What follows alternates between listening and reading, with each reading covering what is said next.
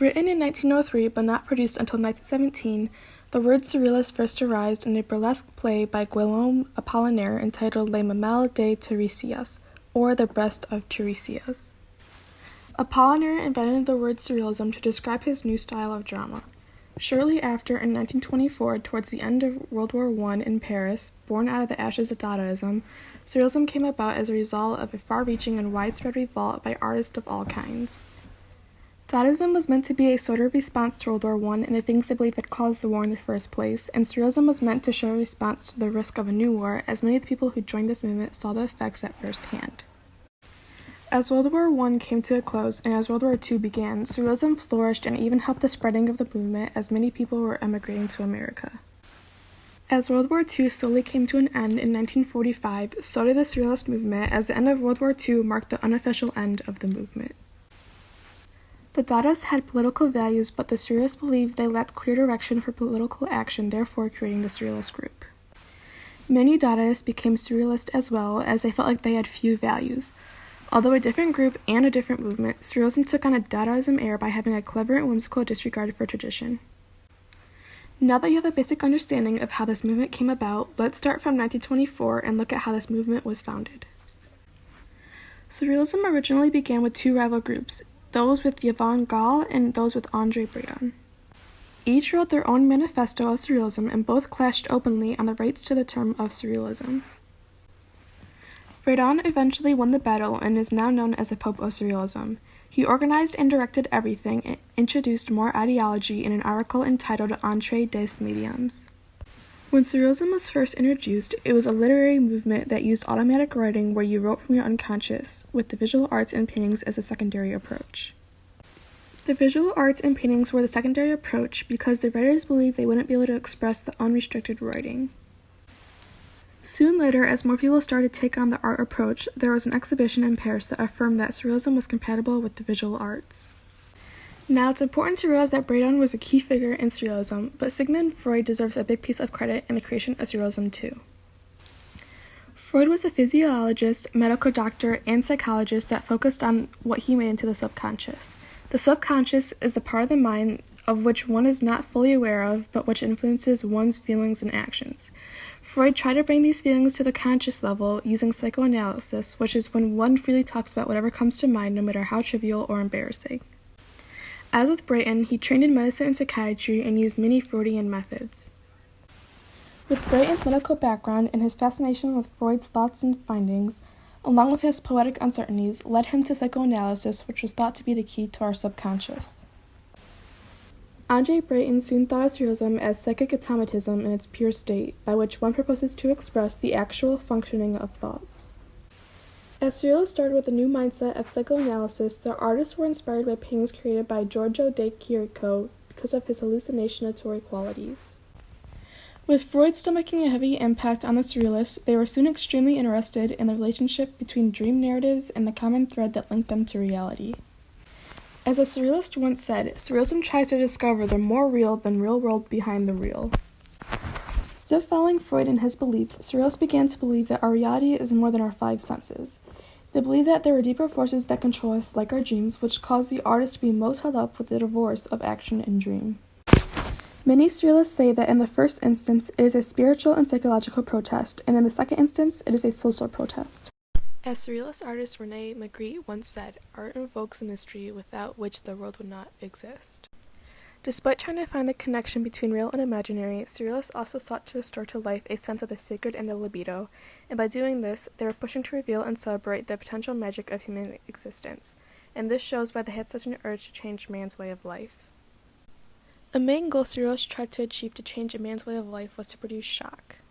Surrealists wanted to expose you to shock and surprise and purposely deprive you of all standards one is familiar with to leave your mind left with preconceived impressions. The art was supposed to be strange and vague, so there was a huge emphasis on mythical and irrational objects. As artist Jean Arp said, "We do not wish to copy nature, we do not want to reproduce, we want to produce directly and without meditation." Not only did they expose you to shock to leave you confused, but they did it to let you decide the meaning and figure out who you truly are. Because of this, surrealism was and always will be a point of view. The meaning changes from person to person. Therefore, if one person is affected more by one painting than another, that reflects that person in the state of mind they are in and their internal struggles at that moment. There are two distinct groups that were recognized within surrealism. The first group was known as the automatisms, and this group had been the only type of surrealism accepted by critics. The people in this group believed that their pieces shouldn't try to be interpreted or try to find a meaning, as they understood automatism to be the automatic, in which the subconscious reaches the conscious. In other words, they didn't focus on the real, they focused on the feelings, and this in turn made their paintings a lot more abstract. The other group is called the heuristics. Paintings from these surrealists usually consisted of images portraying people and objects that appear realistic but are shown in an odd manner. They used the affected objects as a metaphor to inner reality, and these artists wanted you to actually analyze what they were portraying. As of today, there is no one true definition of surrealism. If you look at the Manifesto of Surrealism by Brayton, it says that every discovery that alters the nature and the function of an object or phenomenon is in the nature of a surrealist act. The Manifesto also says it reveals the true function of thought. Others see surrealism as an art we use to criticize our lives, others see it as a type of ethics, and others say it's to design something funny, crazy, and dreamlike that is somewhat close to the actual truth. All in all, an accepted definition of surrealism is any art or literary piece that has a chance to reveal the potential of the unconscious mind by using unusual or unnatural or irrational images or combinations of them. As we begin to move on and begin to look at artworks, it's important to remember that surrealism is not bound to just art. It exists in literature, plays, architecture, photography, and in films. It's also important to notice that as we look at the art, you do not see many similarities, but instead you will see many differences. The artists of the paintings considered surrealism as a closed book that they could interpret through their own hypotheses and preferences, and that's why each one is different, but there are also some similarities among them. Some key artists in the Surrealist movement are André Breton, Hans Arp, Max Ernst, Salvador Dali, Juan Miro, René Magritte, and Man Ray. These artists can be split into two branches, the illusionists and the abstractionists. The illusionists were less interested in dream interpretation and more interested in incorporating nature, animals, and human figures, and they tried to create discomfort by distorting the ordinary or combining objects that have nothing to do with reality. The abstractionists eliminate any figurative representation. They play with lots of shapes and colors. In Surrealism, painters and writers express the same ideals with different media. Surrealist poets were reluctant about painters, sculptors, and drawers because they felt the labor was too hard to be truly spontaneous with. One famous poet was Paul Elvard, and he was described as the poet of love and solitude. Women came into the Surrealism movement through Max Ernst. Women in the field include Lee Miller, Leonora Carrington, and Dorothea Tanning. They address the psychoanalysis that women are lesser than men, and they are animalistic by experimenting with cross-dressing and acting as animals or mythical creatures. Despite their dismissal by critics and male surrealists pushing them aside, the women in Surrealism remained inspired. On to specific paintings in Surrealism.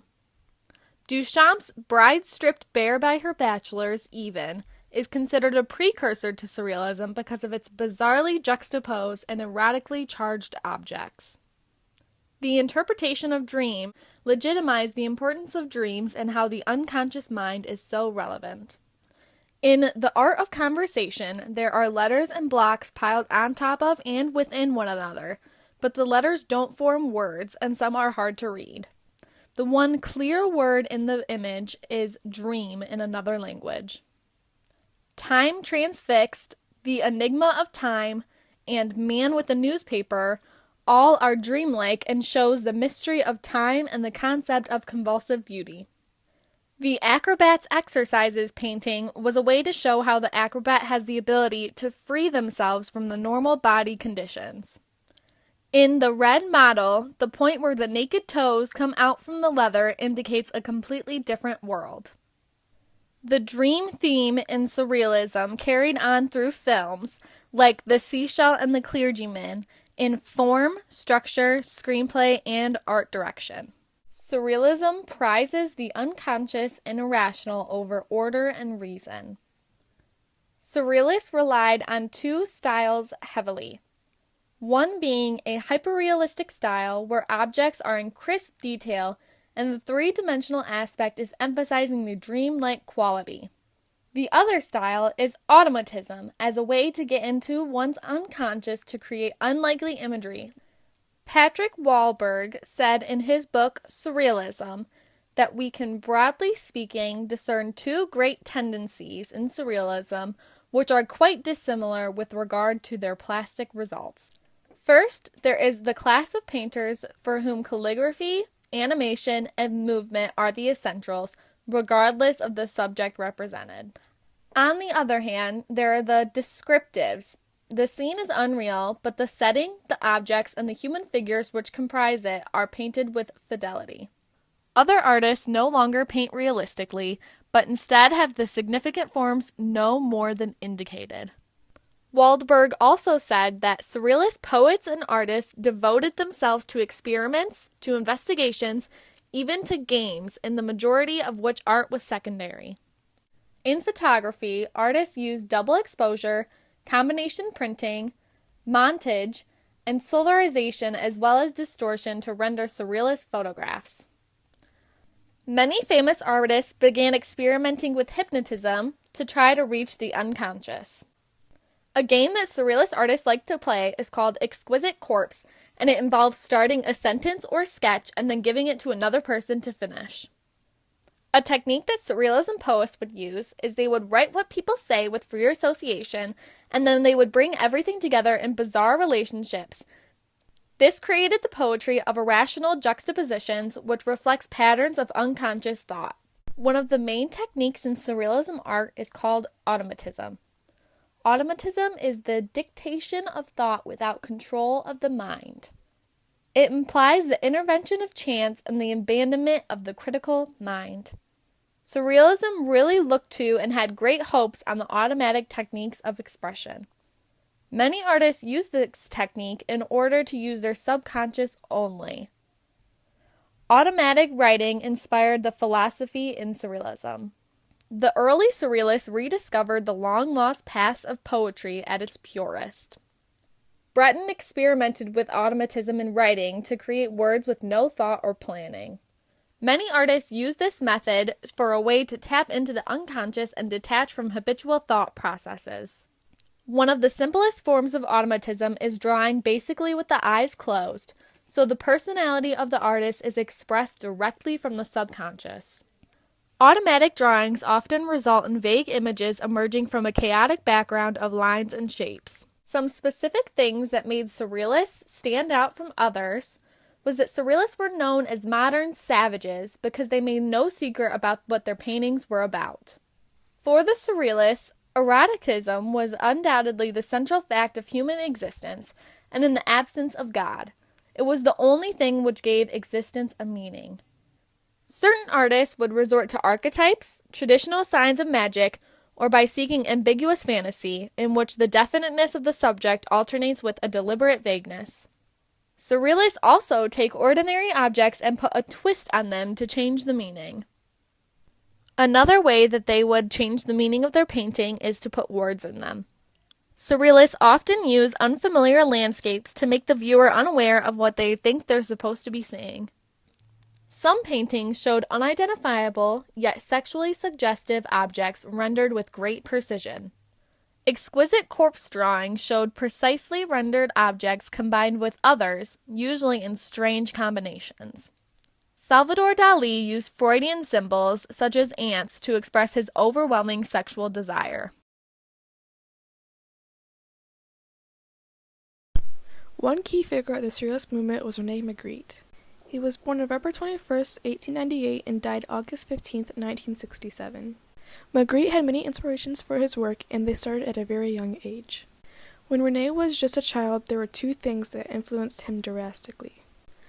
One thing was an encounter with an artist painting in a cemetery, and the other more important thing was the death of his mother. Magritte's mother had committed suicide by drowning herself in a river. They found her a few days later, face down with her nightgown covering her face. Magritte depicts this traumatic event in his paintings by not revealing or painting a face on people. Another influence he had was from De Chirico, who I mentioned earlier. René was one who was deeply influenced by De Chirico, which is why he painted erotically explicit objects juxtaposed in dreamlike surroundings. René's oldest surviving paintings date back to 1915 when he attended an arts academy in Brussels where he grew up. However, he was so uninspired there that he rarely showed up. As René got older, he went to Paris where he worked in advertising but soon signed a contract with a gallery, which then allowed him to paint full-time and then remained there in Paris for 3 more years. Once the contract was no longer good, he went back to Brussels. With René staying in Brussels, it eventually led to a break with Brighton, and this was when he really joined the Surrealist group. René participated in the first group exhibition by Surrealists in the Brussels Gallery. Talking about first with Magritte, the first work by Magritte that was labeled Surrealist was The Lost Jockey in 1926. As René got deeper and deeper into the Surrealist, he began to show a little bit about how he thought. First, it's important to see that Magritte sheds light on how we commonly think. He wasn't a dreamer but a thinker, and I think one of his works entitled The Empire of Lights clearly shows that. In that piece, your eyes are immediately drawn to the different contrasts between the dark and the light. The way I interpreted this was that he's making us think if dark and light are good and bad, as the light is the good and dark is the bad can coexist. And I think at one time or another we all thought about that, but within ourselves, as in, am I a good person or a bad person, or maybe I'm both. I feel like because he was so drawn to that relationship between the light and the dark, it really shows how he really was a thinker. René, along with all other surrealists, was extremely interested with the relationship between us and the world. Now the next part I'm about to say may sound a little confusing, so listen carefully. Magritte's work has the character of a philosophical investigation into the nature of our relationship with objects, and to the relationship between the painted object and reality, and into the nature of reality itself. This is how an artist described René's work, and a very clear example of this is with his piece The Treachery of Images, but I will talk about that later. Another thing that René used and thought about a lot, and I touched on this a bit earlier, is the use of people. In some of his pieces like Golconda in the Month of the Grape Harvest, he plays with multiple identical people that could be in relationship to his mom, but also hints that the social identity of people cannot appeal to a solid foundation, that there are different yous inside of yourself. Because he played with that so much, I feel like out of all the Surrealist artists, René was the most who was really in your face about your faults, while the other artists were a bit more subtle about them. Another example of this is possibly one of Magritte's most famous works, The Son of Man, which he did in 1964. In that painting, it shows a man in an overcoat and a hat standing in front of a brick wall, and beyond that is like the sea and the sky. The face is blocked by a green apple, but can see part of his left eye. Also, if you look at his left elbow, it appears to be backwards. Generally speaking, in most portraits we are drawn to the face, so it makes it very disconcerting for the viewer because with the apple only revealing the slightest part of his eye, our brain struggles to fill in the missing piece, and that tends to create some anxiety. Another thing I'd like to go back to real quick is the backward elbow. If you take your hand and cover the left side of the picture and cover the face completely, it looks as if he's looking at the water, but when you uncover the left side of his face, revealing the eye, you are more confused than when you started. This is because his head is telling your brain he's looking at you, but his torso down is telling your brain that he's looking out into the water, and that's what surrealism is. It's completely up to you to decide how you want to see it, and there is more than one answer. Just as a little fun fact too, because we're looking at the water, the color blue in many surrealist paintings is in reference to space, the subconscious, the unknown, so that's something to think about too as well. Now to the meaning of the painting. Many different people see this in many different ways, which is the point. There are 2 common beliefs about this piece, and one of them is that it's referring to Christ. The title, The Son of Man, refers to what Christ is sometimes called, and the apple is a common symbol for sin that stems from Adam and Eve. So these people believe that it's representing our sins and how we all have them inside of us. The other more accepted belief, as René has spoke about it himself, is that we want to see things that we can't. René himself said, "At least it hides the face partly." Well, so you have the apparent face, the apple hiding the visible but hidden the face of the person. It's something that happens constantly. Everything we see hides another thing. We always want to see what is hidden by what we see. There is an interest in that which is hidden and which the visible does not show us.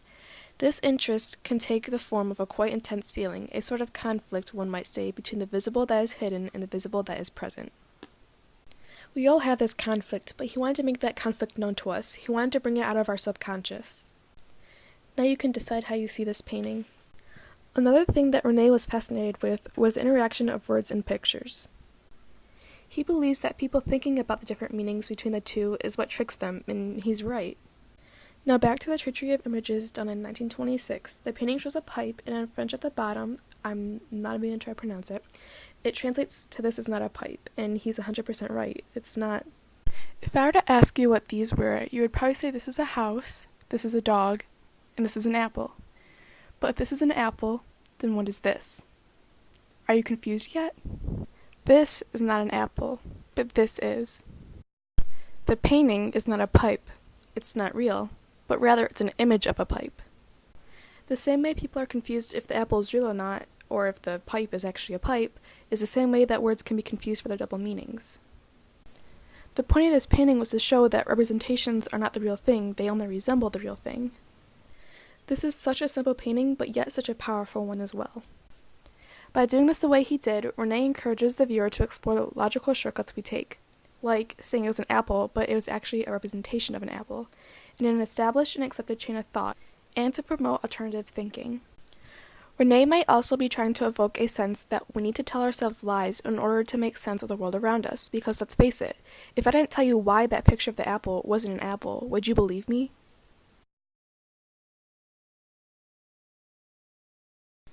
Another important artist to Surrealism was Juan Muro. He was born April 20th, 1893 and died December 25th, 1983. He was born near Barcelona, Spain, and began drawing classes at the age of 7. Both of his parents worked as some sort of arts, so he had a lot of exposure to arts, which had a great influence on him. Although he loved painting, Muro attended business school at age 14 and took a position as a clerk for about 2 years. However, he soon had a breakdown and abandoned business and went to resume his art studies in Barcelona from 1912 to 1915.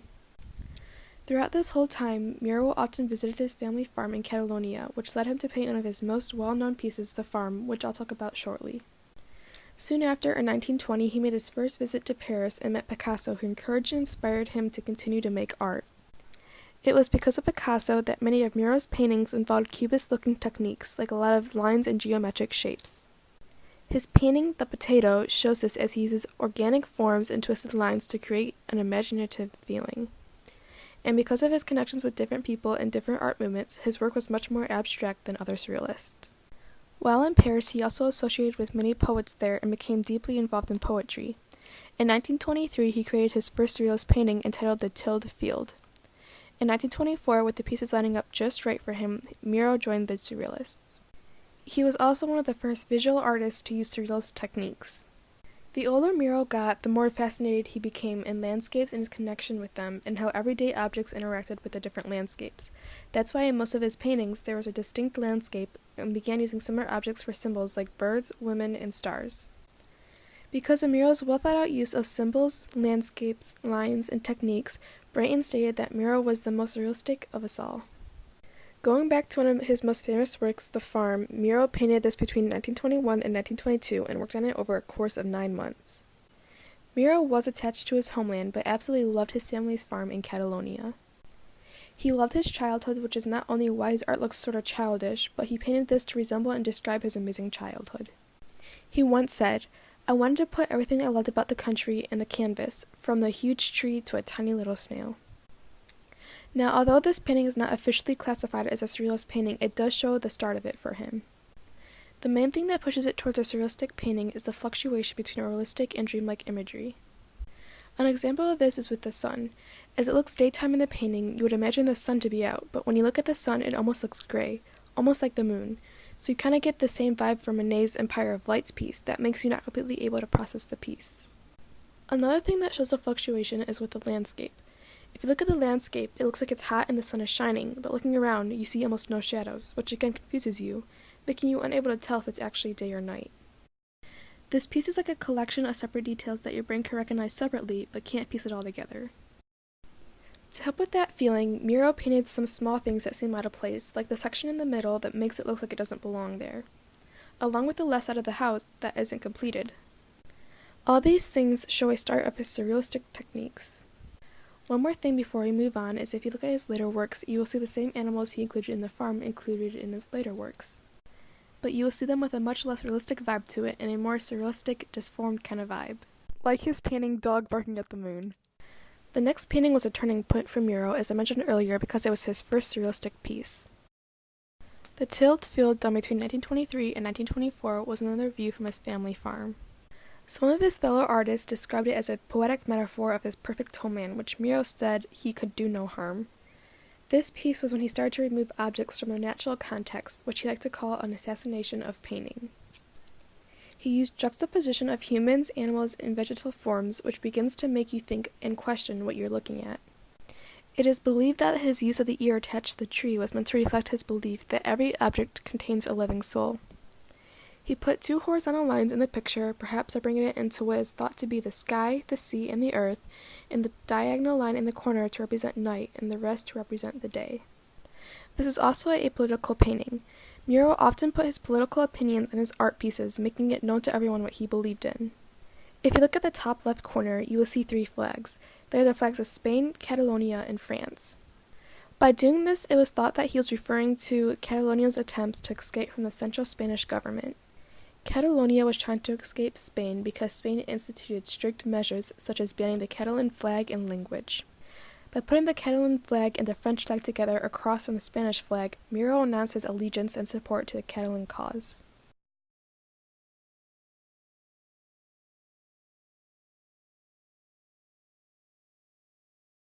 Max Ernst was a key member first of Dada and then Surrealism. His academic background in literature, philosophy, and psychology was more advanced than other artists of his day. His father was very strict, so most of his adult work aimed to undermine authority.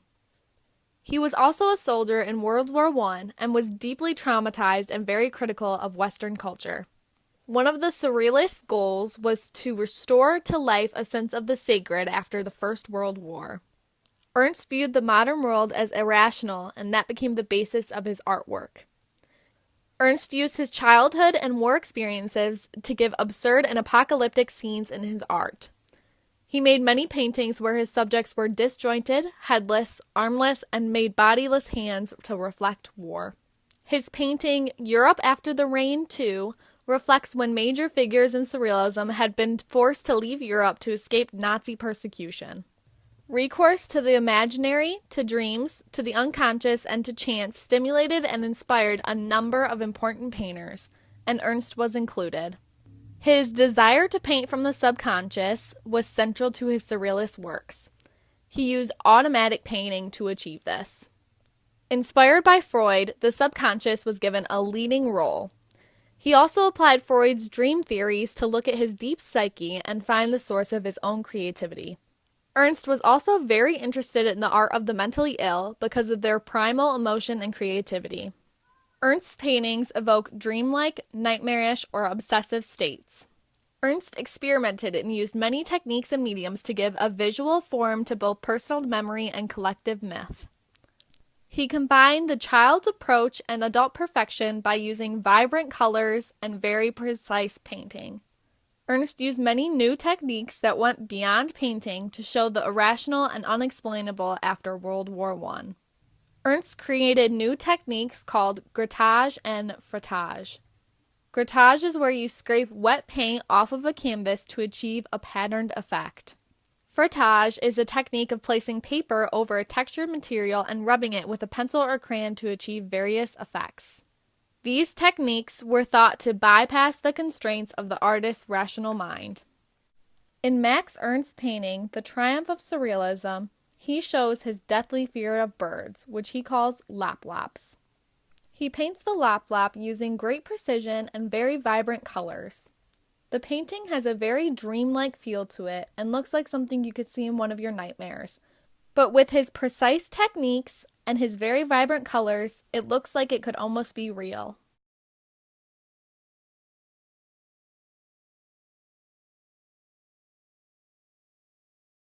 Man Ray was considered the pioneer of surrealist photography. He became one of the great Dadists and surrealists by revolutionizing the world of photography.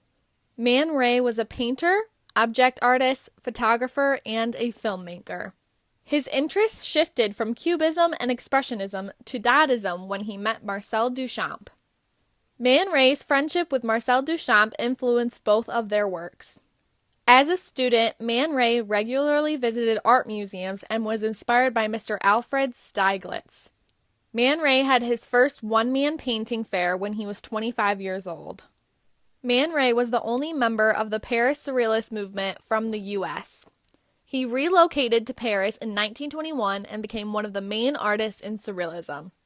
Man Ray got married to Juliette Browner in a triple wedding with fellow Surrealist artists Dorothea Tanning and Max Ernst. Man Ray was the very first artist whose images were more valuable to collectors than his artistic work. Man Ray started off in fashion photography, but quickly moved into more artistic photography. Man Ray photographed a model, which helped cement the association of surrealist objects with high fashion. He also liked to use humor to get people questioning and thinking. But Man Ray would also strip positive nature to make things look mysterious and abandon its pretentious claims. Man Ray was also interested in dreams, and expresses this when he said, "It has never been my object to record my dreams, just the determination to realize them."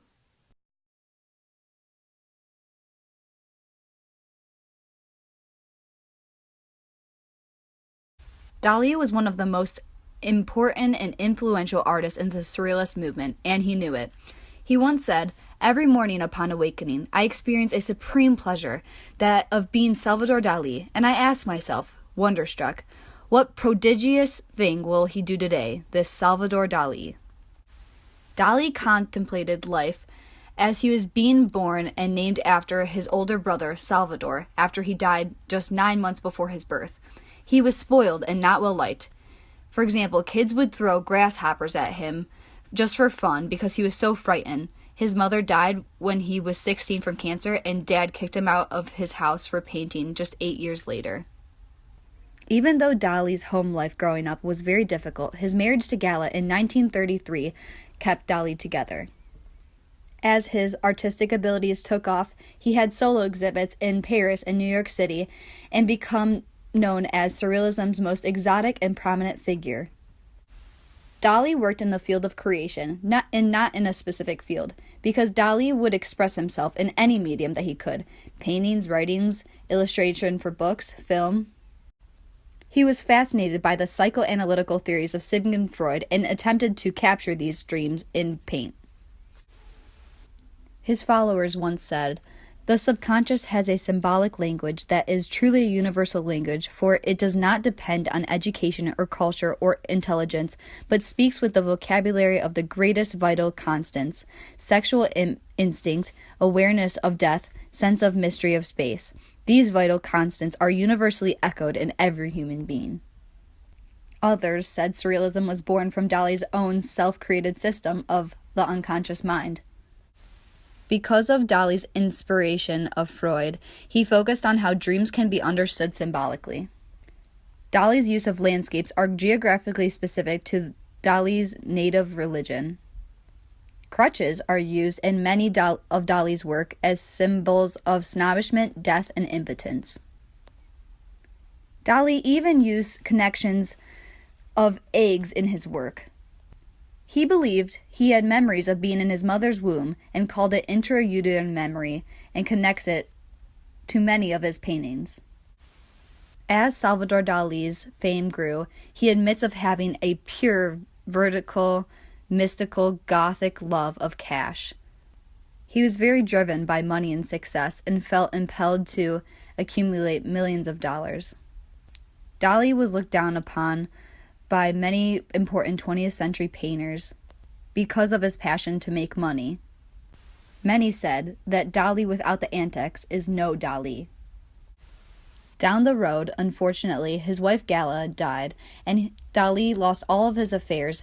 He could not eat, draw, speak, or walk. He grew very depressed. Dali died on January 23, 1983, at the age of 84, and was buried in the Dali Theater Museum in Spain.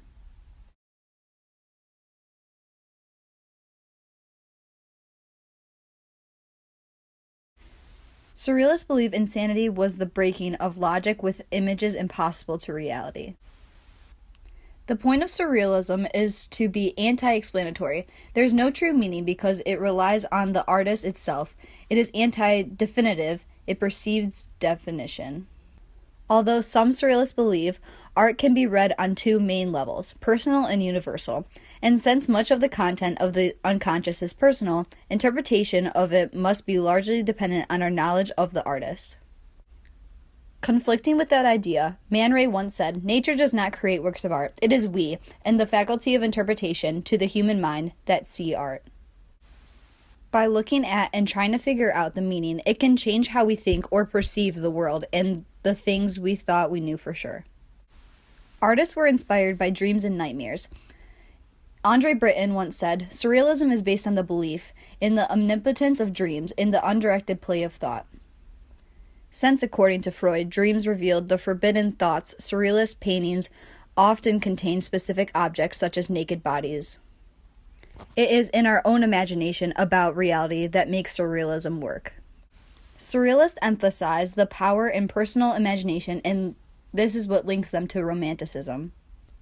With his special gifts, he would mold his fantasies into a new kind of reality, and men concede them a justification as valuable reflection of actual life. Freud was trying to explain the artist finds a way to return from the world of fantasy back to reality, based on the psychoanalytical theories and dream studies of Freud.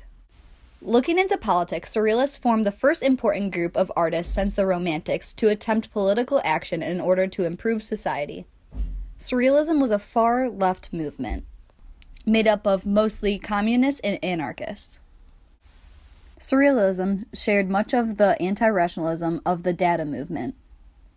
It was said that the original Surrealists used art as a reprieve from the violent political situations, and to address the unease they felt about world uncertainties. Bringing the Surrealist movement to the public, they were face-to-face with the unconscious for the first time and produced a shock because that was something that was not talked about. Surrealism left a lasting contribution with the love and laughter it produced within public views. Although Surrealism is most naturally thought of as an artistic movement involving paintings, it also included music and film. Surrealist music was said to be a hybrid between two art movements.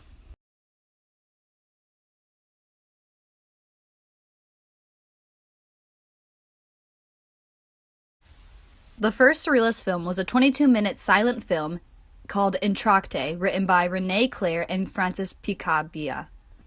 Although Louis Buñuel and Dalí did not bring Surrealism and film together, they did bring the importance of it to the movement. Dalí's film was a 17-minute film called Un Chien Andouille, and he also starred as the director of a Disney film called Destino. The two films were very popular and very long-lasting in the public views. Surrealism was the first artistic movement to be linked in the cinema because of its strange and unreal storyline. It creates many opportunities for film.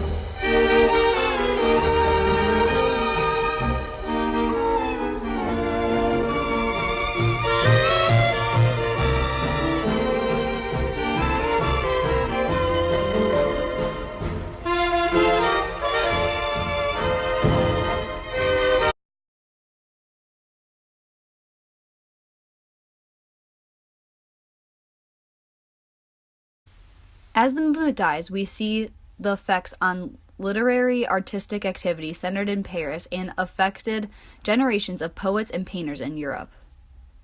Surrealism put together avant-garde ideas and techniques that mainly contemporary artists still use today, including the introduction of the chance elements into their works of art. Surrealism also goes to inspire abstract expressionism, as they incorporated surrealist ideas and created new techniques for incorporating the unconscious.